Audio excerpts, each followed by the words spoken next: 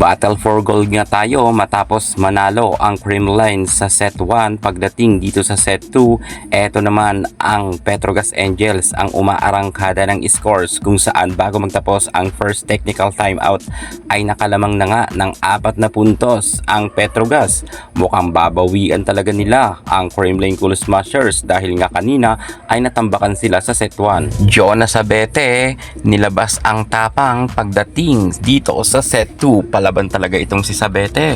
4 na puntos na kalamangan ng Petrogas Angels, na habol yan ng Creamline, pero pagdating sa second technical timeout bago magtapos nga ito ay bumalik muli ang momentum sa Petrogas, kung kaya dito ay bahagyang napa-timeout na naman si Coach Sherwin dahil nga medyo lumulobo na naman ang kalamangan ng Petrogas. Sayang kasi nakadikit na sana dito ang Creamline Cool Smashers, ngunit nagsunod-sunod naman ang error ng Creamline, kung kaya lamang pa rin ng 3 puntos ang Angels. Super nagkabaliktad na ang pangyayari. Ang sitwasyon kanina ay talagang naging iba na, dahil nga kanina sa set 1 ang Creamline ang namamayagpag.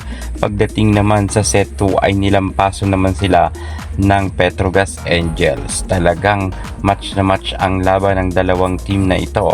Petrogas Angels bugbog sarado nga ang Creamline at naipanalo nga to ng Petrogas sa score na 25-16. Grabe, 9 na puntos rin ang kalamangan ng Petrogas Angels. Abangan na lang natin ang kanilang magiging laban sa susunod na set. Makabawi pa kaya ang Creamline or tatapusin naman ng Petrogas Angels para sila na magkaroon ng gintong medalya?